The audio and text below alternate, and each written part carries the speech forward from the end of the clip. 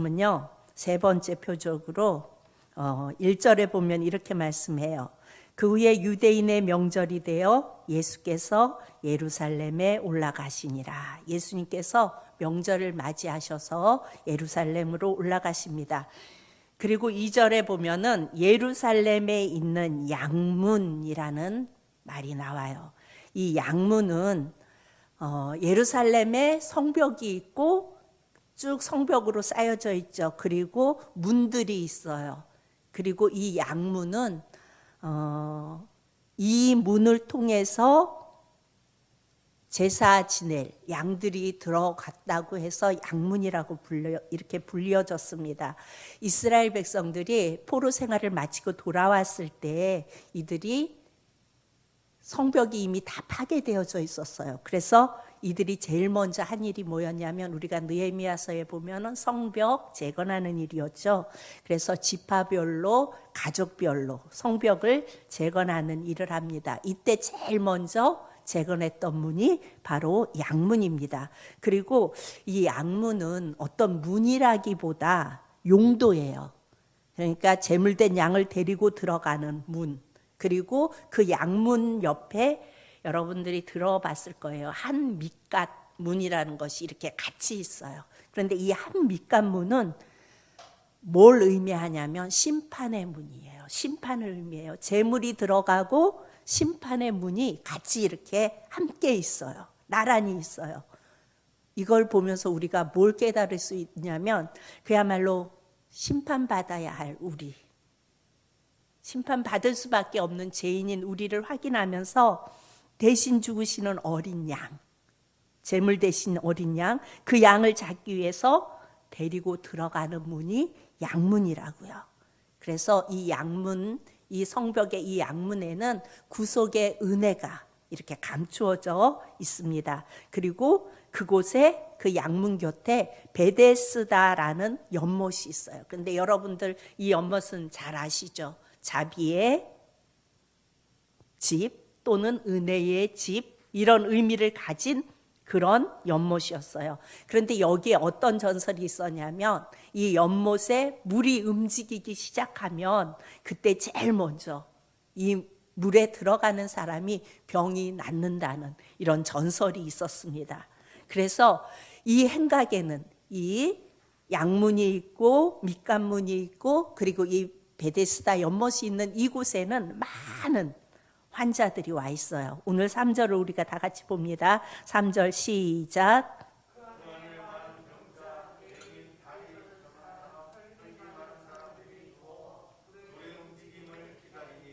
전설이 있었어요. 물이 움직이면 제일 먼저 들어가는 사람이 병이 낫는다.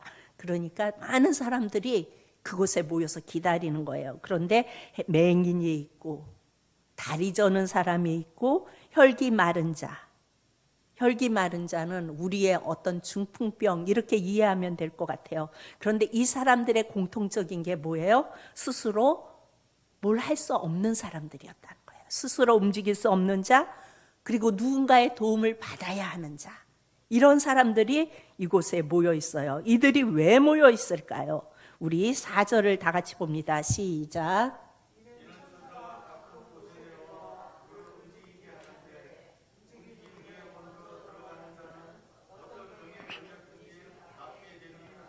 예, 5절에 거기 38을 해 된 병자가 있더라, 이렇게 말씀해요.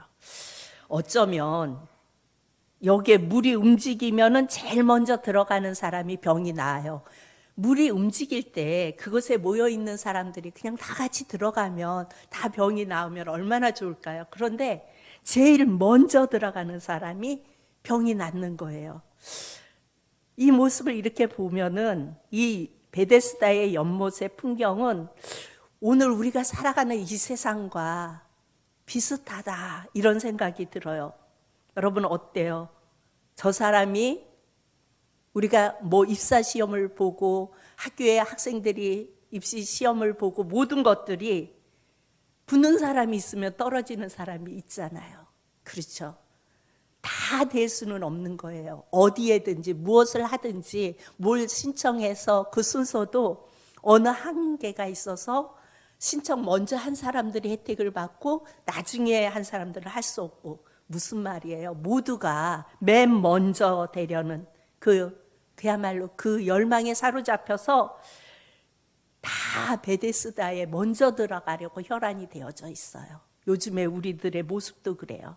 그러다 보니까 그런 모습 속에서 주님은 보이지 않고, 주님은 나와 늘 함께 계시고 나와 함께 계시는데 그 주님은 보이지 않고, 그런 상황 속에서 그저 내가 믿고 있는 그 주님은 나의 도우미로. 여러분, 이것이 우리의 기도하는 모습이 아닐까, 이런 생각을 해봐요. 항상 주님은 나의 도우미로. 하나님 이렇게 해주세요. 이렇게 해주세요. 하나님 병 낫게 해주세요. 하나님 이거 이렇게 하고 있어요. 하나님 잘 되게 해주세요. 그저 우리 주님은 그렇게 도우미로 있듯이 그런 세상을 우리는 맨 먼저라는 그것을 향하여 다 달려가면서 우리 주님은 그저 도우미로 그렇게 바라보고 살아가고 있지는 않나. 이 말씀을 묵상하면서 그런 생각이 들었습니다. 그런데 오늘 이 말씀을 보니까 이 사람의 병이 38년이 됐대요. 여러분, 걷지 못하고 그렇게 되어진 사람이 38년이라는 세월에 그렇게 살았다면 그 사람의 삶은 얼마나 공고했고 얼마나 피폐한 삶을 살았는지 우리가 넉넉히 짐작이 되잖아요. 왜 그런데 하필 여기에 38년일까요? 여러분, 왜 하필 38년일까요? 우리 신명기 2장 14절을 우리 다 같이 봅니다. 신명기 2장 14절 시작.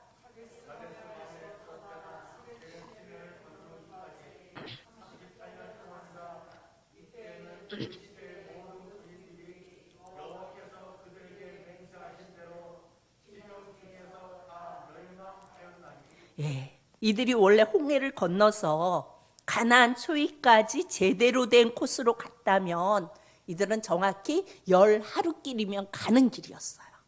이들이 갈 길이. 그런데 그 길을 무려 이들은 실질적인 방황의 세월만을 볼 때 38년이 걸렸어요.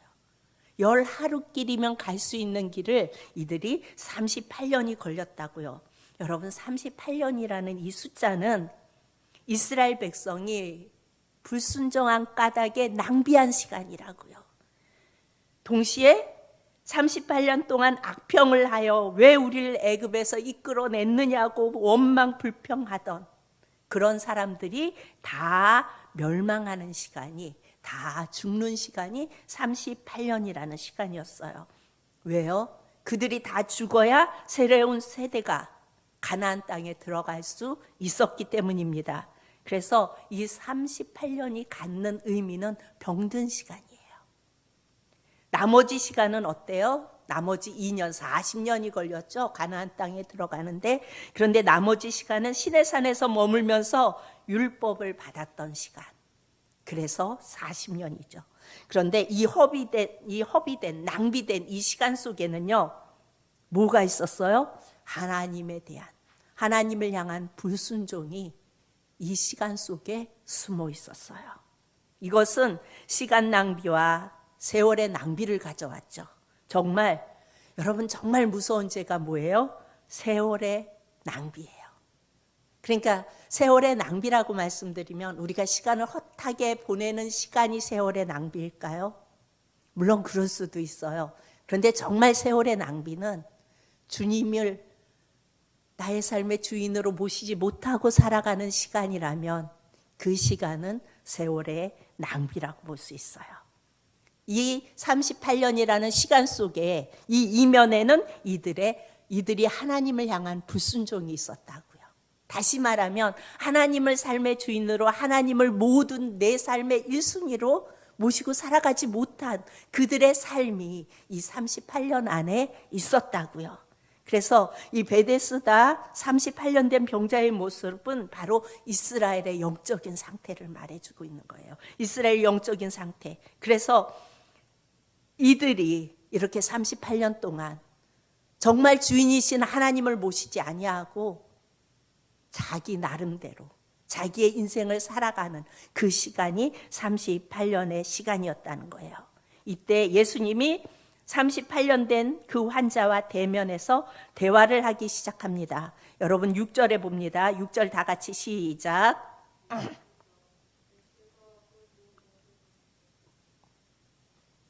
6절 시작.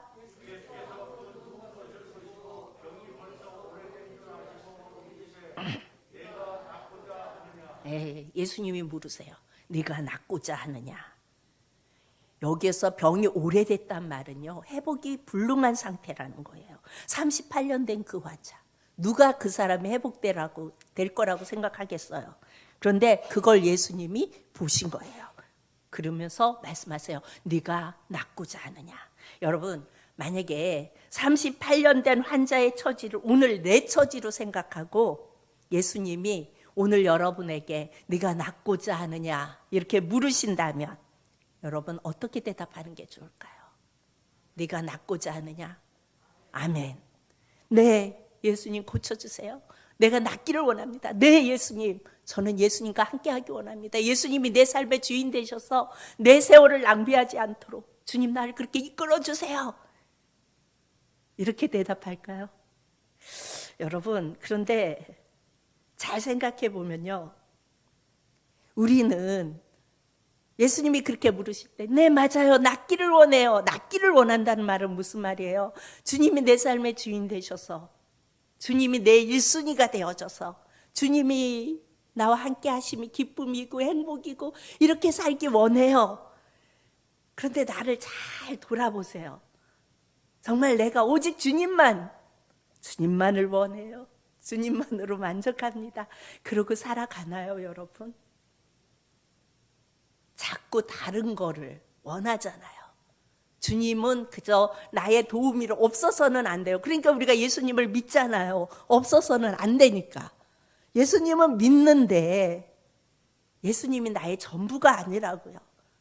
예수님은 내가 필요할 때 그때그때 요청해서 쓸 수 있는 카드고, 내가 하고 싶은 또 다른 게 있고, 내가 뭘 할 수 있을 것 같고, 내가 이룰 것 같고, 이게 우리의 모습이에요. 오늘 이 환자의 대답 속에서 우리 내면에 있는 그 병든 상태가 확 드러나는 것을 볼 수가 있어요. 17절 우리 다 같이 봅니다. 시작.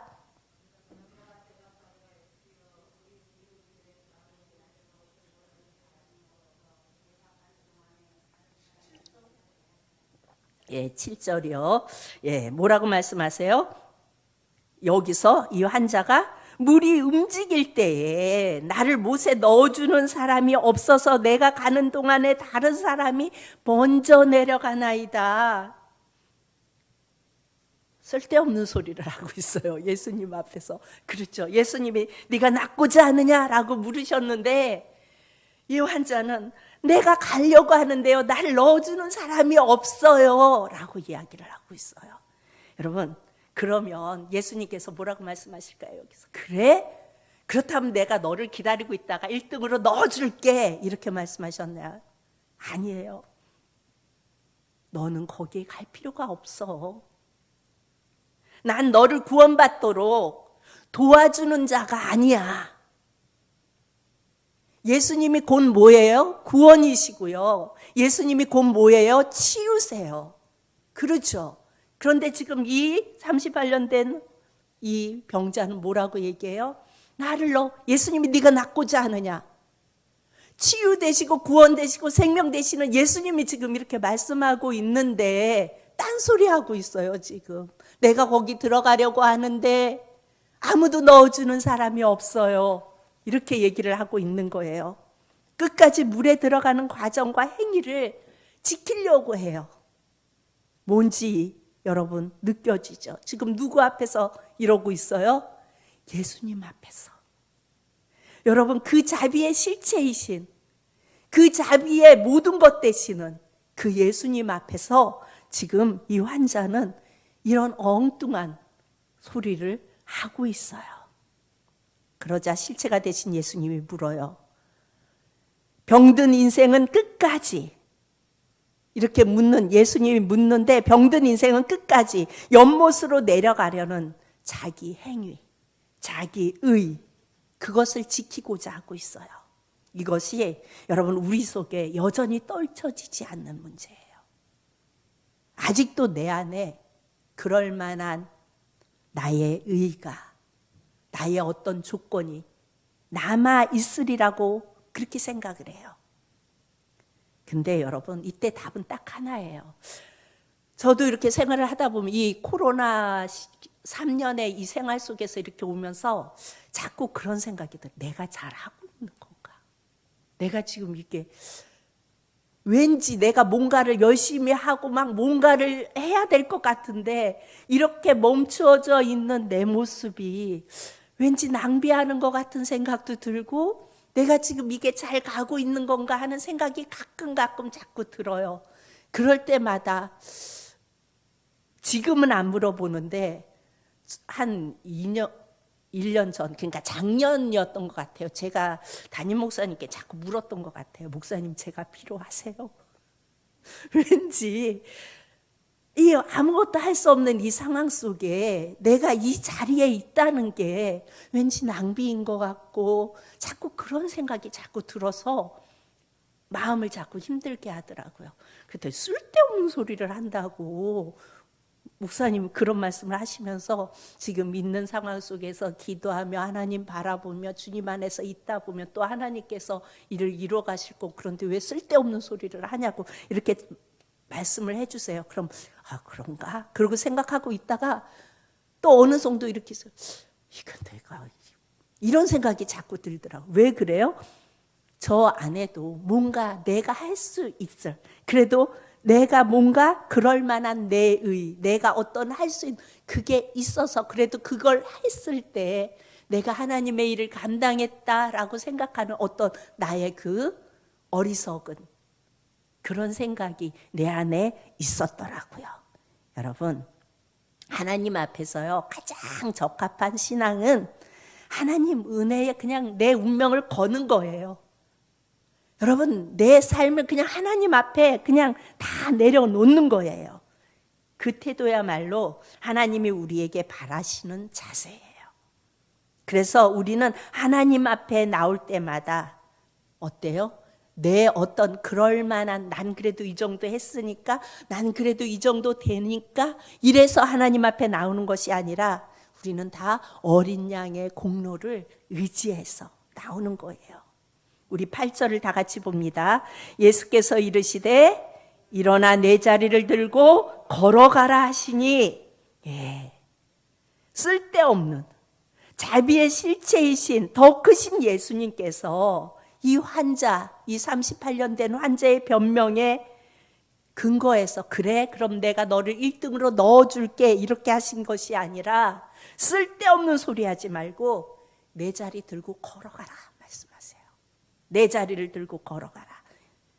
그랬더니 이 38년 동안 죽은 인생이 38년 동안 아무것도 할 수 없었던 이 인생이 마치 꿈을 꾸듯이 자리를 들고 일어나 걸어갑니다. 아멘. 그런데 이 날이 무슨 날이래요?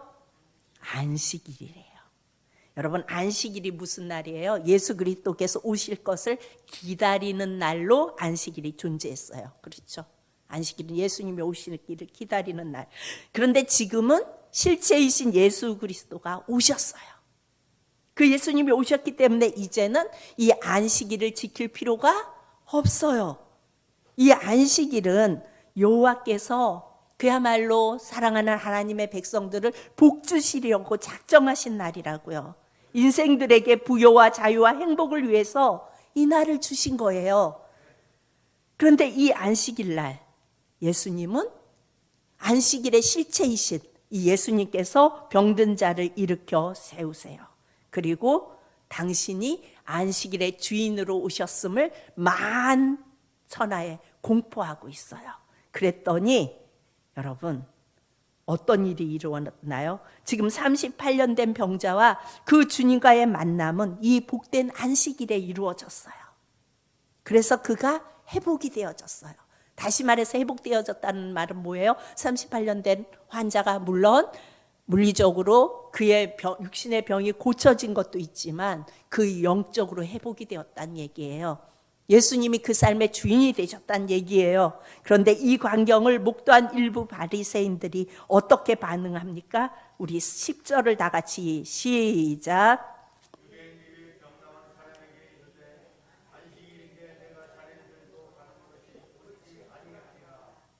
예, 뭐라고 말해요? 안식일인데 네가 자리를 들고 가는 것은 옳지 않다. 안식일은 아무것도 안 해야 되는데 왜 자리를 들고 걸어가? 이거 아니야 라고 말해요. 이게 유대인들의 지적이었어요. 유대인들은 아직도 이 병든 자와 똑같은 이야기를 하고 있어요. 안식일인데 안식일을 지켜야죠. 어디 안식일에 이런 일을 해? 여러분, 이것은요 끊임없는 율법과 은혜의 충돌이에요. 율법을 지키려고 하는 몸과 행위대로 드려져야만 하나님께서 받으시는 인생이 되는 것처럼 이들을 이렇게 여겼어요. 그런데 아니에요. 하나님께서 바라시는 인생의 태도는 그냥 하나님께 우리 인생을 걸고 그냥 운명을 거는 거예요. 하나님, 주님, 예수님, 저는 주님 없이는 살 수 없어요. 내 인생의 모든 것 주님께 맡깁니다. 그리고 주님이 내 삶의 인생의 주인 되셔서 나를 이끌어 가 주옵소서. 그러면 매일매일이 새롭고 매일매일이 그 주님과 함께 우리는 회복되어진 삶을 살아갈 수 있는 것입니다. 여러분, 이것이 십자가의 은혜예요. 어쩌면 우리가 사순절을 보내고 있고 또 고난주간도 다가와요. 그러면 우리는 나 같은 죄인 때문에, 나 같은 죄인 때문에 주님이 그 고난을 당하셨네. 얼마나 아프셨을까? 얼마나 힘드셨을까? 물론 그 고난의 메시지를 묵상하는 것도 아주 중요해요. 그런데 더 중요한 거는요, 갈보리 언덕의 십자가로 인해서 우리 주님께서 우리에게 부요, 자유, 행복, 기쁨, 그런 것들을 우리에게 주어졌음을, 예수님의 그 갈보리 언덕의 십자가로 인하여 우리에게 그 기쁨이 주어졌음을 기억할 수 있어야 되는 거예요. 그리고 그 기쁨을 누릴 수 있어야 되는 거예요. 그 기쁨으로 인하여 묵상하며 그 주님을 더 사랑하며 그 주님께로 더 가까이 나아갈 수 있어야 하는 겁니다. 여러분, 율법이 아닌 은혜로 우리에게 안식을 다시금 회복시켜 주셨다고요. 여러분, 그건 믿으세요? 그 주님이 저와 여러분의 주인이 되셨어요. 안식일은요, 삶의 주인이 내가 아니라 주님이심을 기억하는 날이에요.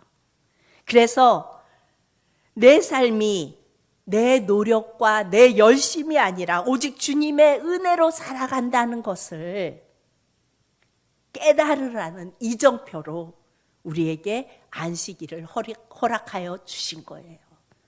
그래서 실은 우리의 매일매일이 주님이 허락하신 날이기에 여러분, 영적인 안식일이에요.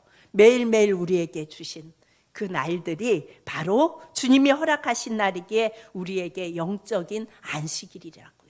그래서 매일매일 하루를 허락하신 하나님께 감사하며 오늘도 하나님 우리에게 허락하여 주셨사오니 하나님 어떻게 살까요? 하나님 도와주세요. 하나님 함께 해주세요. 내 모든 것을 하나님께 맡깁니다. 그러고 살아가는 거라고요. 그러면 주일은 왜 주셨을까요? 주일을 따로 구별해서 하나님 앞에 예배드리는 이유는 그렇게 늘 살아가면서 주일에 우리는 또다시 쉼을 얻는 거예요. 그리고 잠잠히 주님을 바라보라는 거예요. 내 일상의 모든 것을 내려놓고 주님을 잠잠히 바라보며 그분만이, 주님만이 나의 피난처 되심을 알라는 거예요. 그래서 우리에게 주일을 허락해 주신 거예요. 여러분, 그래서 우리는 주일에는 그 주님을 바라보는 거라고요. 그리고 그분이 나의 피난처 되셔서 내가 그 안에 안전히 거할 수 있음에 감사하고 그 주님께 감사하고 그 주님 때문에 기뻐하는 날이 여러분 주일날이에요.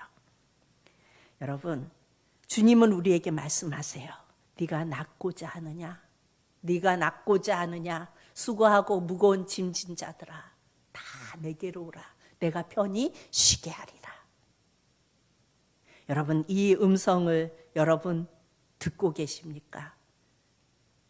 수고하고 무거운 짐진 자들아. 우리는 뭔가 내가 하려고 해요. 내가 뭔가 좀 해야 한 것 같아요. 내가 하지 않으면 왠지 낭비하고 있는 것 같고 주님 앞에 떳떳이 설 수 없는 것 같은 생각이 들어요. 요즘 이렇게 코로나로 이렇게 해서 오고 가고 이게 불편해서 잘 안 되는 상황 속에서 그래도 여전히 성경은 배달되어져 가고 성경이 필요한 곳에 성경이 배달되어져요. 그런데 이런 상황이 어떻게 배달이 될까? 기도 제목이 계속 이렇게 와서 이제 함께 기도하면서 했는데 다녀오신 분이 이렇게 감사의 고백을 하나님께 드리더라고요. 가서 건너갈 수 없어요. 지금은 이게 다 통제가 돼서 그 강이 흐르는 그 강가에서 그 성경 가방을 다 가지고 가서 넣고 눈을 감고 울면서 하나님 하면서 기도를 했대요. 기도를 강가에서 살짝 기도를 하고 눈 떠보니까 그 가방이 다 없어졌더래요. 어디로 갔을까요? 그 가방이. 하나님께서는 이 사람이 기도하는 그 시간에 누군가를 통하여 이미 그거는 가야 할 곳으로 간 거예요. 하나님은 그렇게 역사하시는 분이에요. 그렇게 하시는. 어찌 보면은 내가 잘 가지고 가서 잘 피해가 갖고 잘 전달하고 와야 내 일을 잘 맞춘 게 되잖아요. 그리고 내가 잘 해낸 것 같잖아요. 아니요. 가서 그냥 서서 울고 어찌하면 좋습니까? 라고 울고 기도할 때 하나님은 그 일을 다 이루셨어요. 이런 하나님이 여러분이 믿고 있는 하나님, 제가 믿는 하나님, 우리 예수님이세요. 그 예수님이 우리 삶의 주인이세요. 그리고 오늘도 말씀하세요. 네가 낫고자 하느냐? 수고하고 무거운 짐진 자들아 다 내게로 오라. 내가 너희를 편히 쉬게 하리라. 그 음성을 듣고 그 품 안에서 평안히 쉬며 기쁨을 누릴 수 있는 저와 여러분이 되어질 수 있기를 축복합니다. 기도합니다. 참 좋으신 아버지 하나님 은혜를 감사합니다. 주님 내 힘으로는 할 수 없습니다. 주님이 함께 하실 때에 가능함을 아버지 하나님 깨닫습니다.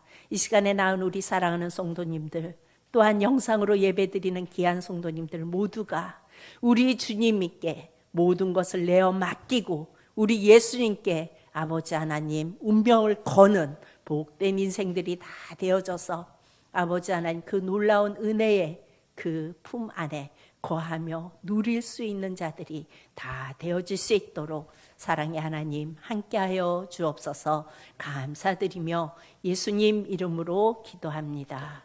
아멘. 찬송가 294장 찬양합니다.